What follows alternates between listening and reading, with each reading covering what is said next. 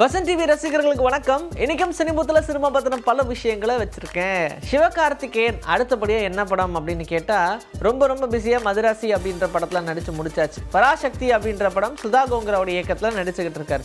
இது இல்லாமல் அடுத்த திரைப்படம் என்ன அப்படின்ற மாதிரியான கேள்விகள்லாம் இருக்க தான் செய்யுது. ஒவ்வொரு படமாக அவரும் கமிட்டாக இருக்காரு. அதை பற்றின அப்டேட்லாம் கொடுப்பாங்க அப்படின்னு சொன்னாங்க. ஆனால் இந்த ரெட்ரோ படம் ரிலீஸுக்காக வெயிட் பண்ணுறாங்க இல்லையா, கார்த்திக் சுப்ராஜுமே இந்த படம் முடிச்சதுக்கப்புறம் என்ன பண்ண போகிறாரு அப்படின்ற மாதிரி தான் இருந்துச்சு. சரி, ஆல்மோஸ்ட் நமக்கு தெரிஞ்ச ஒரு நல்ல ஒரு ஹாரர் படம் எடுக்கணும்னு நடந்தே சொல்லிட்டு இருந்தாரு. மறுபடியும் பிஸா மாதிரியான ஒரு படத்தை எடுப்பாரா அப்படின்னு கேட்டால் சரி அதுக்கு ட்ரை பண்ணுவோம், ஆனால் அதுக்கு முன்னாடி நல்ல ஸ்கிரிப்ட் ஒன்று வச்சுருக்கேன் அப்படின்னு சொல்லி சிவகார்த்திகேயனை ரீசெண்டாக மீட் பண்ணி அவர்கிட்ட ஒரு ஸ்டோரியை சொல்லியிருக்காங்க. அந்த கதை சிவகார்த்திகேயனுக்கு பிடிச்சி போக பேசாமல் அடுத்த படம் உங்களோடய பண்ணிடலாங்க, ஆனால் என்ன கால் ஷீட்டு தாங்க பிரச்சனை அப்படின்ற மாதிரி சொல்லியிருக்காங்களாம். ஆல்மோஸ்ட் அந்த கதை ரொம்ப பிடிச்சிருக்கு, வேறு யார்கிட்டையும் கொடுத்துடாதீங்க, இந்த கதையை நானே பண்ணுறேன் அப்படின்ற மாதிரியும் சொல்லியிருக்காரு சிவகார்த்திகேயன். அதனால் கார்த்திக் சுப்ராஜ் இப்போ அதுக்காகவே வெயிட் பண்ணுறாரு. ஆனால் ப்ரீ ப்ரொடக்ஷன் ஒர்க்லாம் பண்ணும் அப்படின்றதுனால ஸ்கிரிப்டை இன்னும் ஸ்ட்ராங் ஆக்குறது, ஸ்க்ரீன் பிளே என்னென்ன மாதிரிலாம் கொண்டு போகலாம் எங்கேஜிங்காக அப்படின்னு சொல்லி அதுக்கான வேலைகள்லாம் ஈடுபட ஆரம்பிச்சிட்டாரு. ஏன்னா சிவகார்த்திகேயன் எப்படியும் கால்ஷி கொடுத்துருவார் அப்படின்ற ஒரு நம்பிக்கையில். ஸோ இப்படி பார்க்கும்போது அடுத்ததாக சிவகார்த்திகேயன் கார்த்திக் சுப்ராஜோடைய காம்பினேஷனில் ஒரு நல்ல படம் உருவாக போகுது அப்படின்ற மாதிரி நம்ம நம்பலாம். ஆனால் இன்னுமே இந்த பேச்சு இழுத்துக்கிட்டு இருக்கிறதுக்கான காரணம் கால்ஷீட் பிரச்சனை தான். ஸ்கெடியூல் ஃபுல்லாக இருக்கிறதுனால கரெக்டாக அவங்களுக்கு டேட்ஸ் கொடுக்க முடியல. ஆனால் சீக்கிரமாகவே அதை சரி பண்ணிடுறேன்னு சிவகார்த்திகேயன் சொல்லியிருக்கிறாங்க. அதனால் வெயிட் பண்ணுறாங்க. கூலி படத்துடைய ஷூட்டிங் எல்லாம் முடிச்சிருச்சு. இப்போ அடுத்ததாக லோகேஷ் கனகராஜ் என்ன பண்ண போகிறார், அவருக்கு தான் கைதி 2 இருக்கேப்பா, அதை வேற பண்ணணும்ல அப்படின்ற மாதிரிலாம் சொன்னாங்க. பென்ஸ் படத்துடைய ப்ரொடக்ஷன் வேறு இருக்குது. இப்படி அவருமே ரொம்ப பிஸியாக தான் இருக்கார்.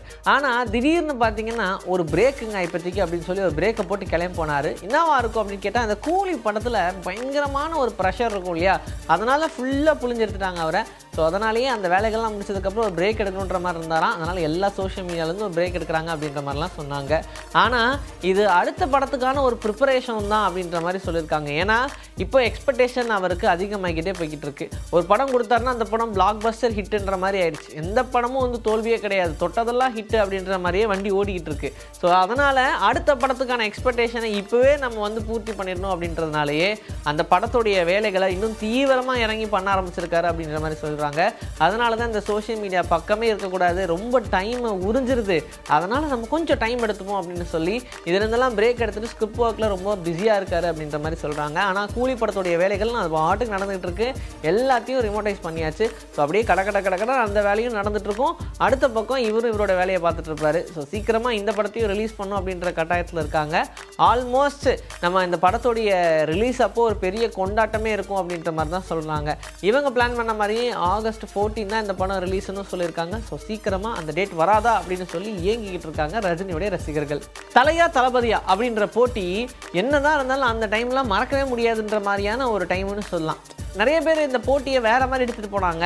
ஆனால் திரைத்துறையிலே இவங்க 2 பேருக்கு உண்டான போட்டி அப்படின்னு பார்க்கும்போது பார்க்கவே பயங்கர ஹாப்பியாக இருந்துச்சு. ஒவ்வொருத்தங்க போட்டி போட்டு கதையை சூஸ் பண்ணுறது, ஆக்ட் பண்ணுறது அப்படின்னு சொல்லி அவங்களுடைய திறமைகள் எல்லாத்தையும் அப்கிரேட் பண்ணிக்கிட்டே இருந்த ஒரு டைம் அப்படின்னு சொல்லலாம். ஆனால் இப்போது ஒவ்வொரு பக்கம் பிரிஞ்சு போயிட்டாங்க. அவர் ரேஸுக்கு போயிட்டாரு, இவர் அரசியலில் போயிட்டாரு. இருந்தாலும் இந்த படத்துடைய போட்டியை ரசிகர்கள் விட்டுறவே கூடாது. இந்த திரையுலகத்தில் எப்போவுமே இவங்க 2 பேருக்கு உண்டான போட்டி இருந்துகிட்டே இருக்கணும் அப்படின்னு சொல்லி ரீரிலீஸ் பண்ணுறதுல கூட போட்டி அப்படின்ற மாதிரி ஆயிடுச்சு. இப்போ சச்சின் படத்தை ரீரிலீஸ் பண்ணாங்க. இந்த படம் என்ன சும்மா விட்டுச்சு, அது ஒரு 5 கோடி அள்ளிட்டு போயிடுச்சுன்னு வச்சுக்கோங்க. இருந்தாலும் அந்த டைமில் எங்கள் தலை படமும் ரிலீஸ் ஆகணும்ல, மே 1ஆம் தேதி கண்டிப்பாக தலையோட படம் ஒன்று ரிலீஸ் அப்படின்னு சொல்லிட்டு இருந்தாங்க. இந்த வரிசையில் ஏதாவது ஒரு படம் அவர் நடிச்சிருவார், அந்த படத்தை மே 1ஆம் தேதி ரிலீஸ் பண்ணிடலான்னு பார்த்தாங்க.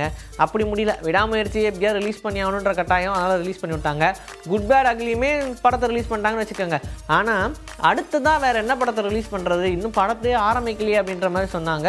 ஆனால் இந்த படத்தை ரீரிலீஸ் பண்ணுறதுன்னு ஒன்று வைரல் ஆகிட்டு இருக்கு இல்லையா, அதுக்கேற்ற மாதிரி மே 1ஆம் தேதி பேசாமல் வீரம் படத்தை ரீரிலீஸ் பண்ணிட்டா என்ன அப்படின்ற மாதிரி பிளான் பண்ணி இப்போ அதுக்கான வேலைகள்லாம் பண்ணிட்டு இருக்காங்களாம். ஸோ அஜித் அவர்களுடைய பிறந்தநாளை முன்னிட்டு வீரம் படத்தை ரீரிலீஸ் பண்ண போகிறாங்க அப்படின்னு சொல்கிறாங்க.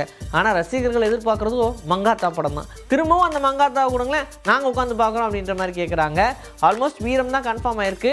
மேபி ஃபர்தர் ஏதாவது சேஞ்சஸ் இருந்தால் தெரிய வரும். பிரபுதேவா அப்படின்னு சொன்னது 30 வருஷமாக தனக்குன்னு ஒரு இடத்த அப்படியே இந்த திரையுலகத்தில் நிறுத்தி வச்சிருக்காரு அப்படின்னு சொல்லலாம். இவருடைய நடிப்பில் ஜாலியோ ஜிம்கானா அப்படின்னு ரீசெண்டாக ஒரு படம் ரிலீஸ் ஆச்சு. பெரிய வரவேற்பு இல்லை, ஏன்னா அந்த படத்தில் அவருக்கு வேலையே இல்லை, அவர் சும்மா தூங்கிக்கிட்டே தான் இருப்பாருன்னு வச்சுக்கோங்க. அடுத்ததான் இப்போ வேற என்ன படம் பண்ணுறாரு அப்படின்னு கேட்டால் மைக்கேல் முகோசி அப்படின்ற படத்தில் நடிச்சுக்கிட்டு இருக்காரு. இதெல்லாம் இல்லாமல் 2017 ஆர்ஜே பாலாஜியோடைய டைரக்ஷனில் ஒரு படம் யங் மங் சங் அப்படின்ற ஒரு படம்.